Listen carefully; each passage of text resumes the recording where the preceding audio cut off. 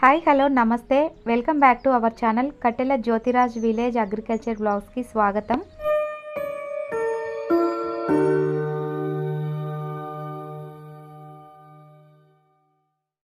Thumbnail చూసి వీడియోలోకి వచ్చిన వాళ్ళందరూ కూడా చాలా కృతజ్ఞతలు. మరి రైతుల కోసం మరొక మంచి వీడియోతో మీ ముందుకైతే వచ్చేసాను. కొత్తగా ఎవరైనా మన ఛానల్ చూస్తున్నట్టయితే వెంటనే సబ్స్క్రైబ్ చేసుకోండి, పక్కన బెల్ ఐకాన్ అయితే క్లిక్ చేయండి. మరి లేట్ చేయకుండా వీడియోలోకి అయితే వెళ్ళిపోదాం. వ్యవసాయంలో ఆకుకూరలు పండించే రైతులకైతే ఈ వీడియో చాలా ఉపయోగపడుతుంది. స్కిప్ చేయకుండా చూడండి.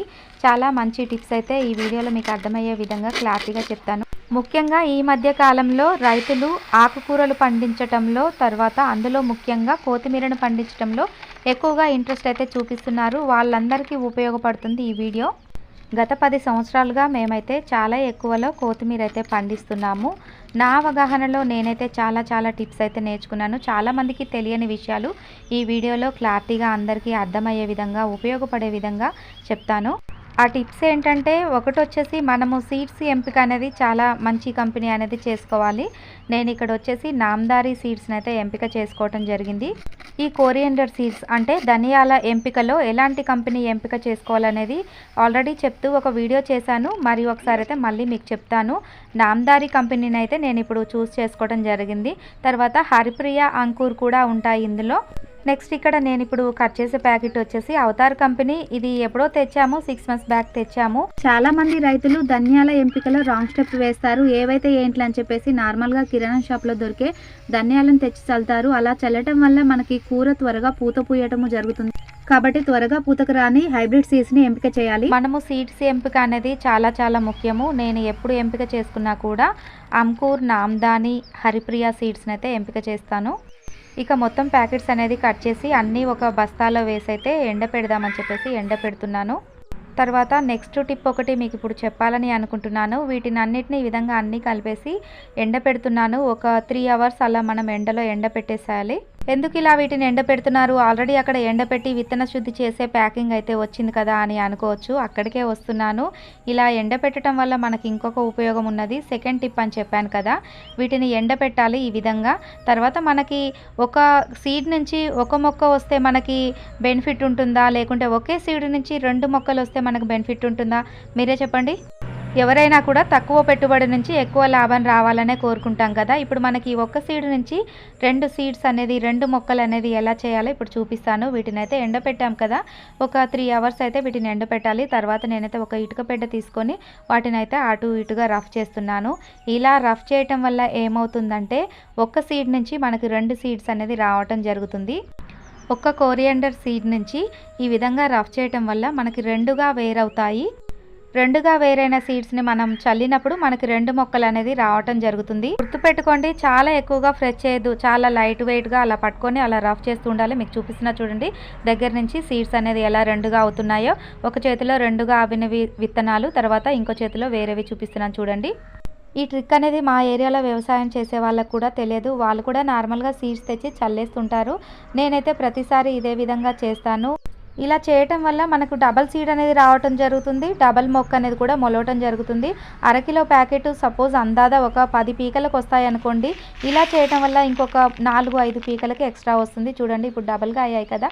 నేను నార్మల్గా ఫ్రెష్ చేస్తూ రఫ్ చేశాను. ఇక వీటిని ఆరబెట్టి నలిచేస్తున్నాను, లైట్గా ఫ్రెష్ చేసేస్తున్నాను. ఈ మధ్య కాలంలో హెల్త్ బెనిఫిట్స్ గురించి ఆలోచించి చాలా ఎక్కువగా కొత్తిమీరను అయితే యూజ్ చేస్తున్నారు. కాబట్టి రైతులు కూడా కొత్తిమీర పండించడంలో చాలా అవగాహన అనేది చూపిస్తున్నారు.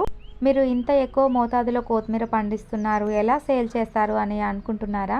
మేము సేల్ చేస్తామండి. ఎలా అంటే, మాకు మా ఊర్లోనే కూరగాయల బేరం, ఆకుకూరల బేరం చేసే వాళ్ళు ఉంటారు కదా, వాళ్ళకైతే మేము కట్టలుగా తెంపేసి కట్టలు కట్టి వేస్తుంటాము. చాలా పెద్దగా లావుగా కట్ట కట్టి ఒక కట్ట 10 రూపాయలకు అలా అయితే మేము వాళ్ళకి మార్కెటింగ్ అయితే చేస్తాము. ఇక చూడండి మొత్తం అటు ఇటుగా రఫ్ చేశాను. రఫ్ చేస్తే మనకి 2 సీడ్స్ అయితే రావటం జరిగింది. ఇక నలవటం అయిపోయింది.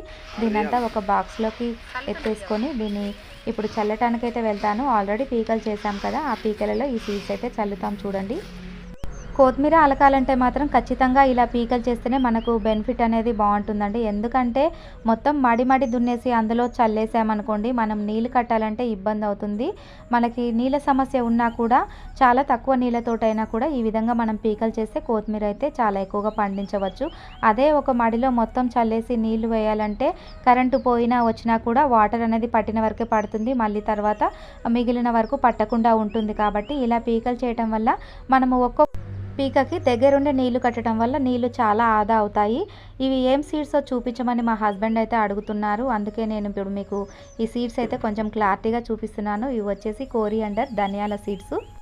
కొత్తిమీర నార్మల్గా మడి దున్ని మడిలో చల్లిన దానికంటే కూడా ఈ విధంగా కట్టలు చేయటం ద్వారా మనకు కలుపు తీయటానికైనా తర్వాత నీళ్లు కట్టడానికైనా చాలా చాలా ఈజీగా ఉంటుంది.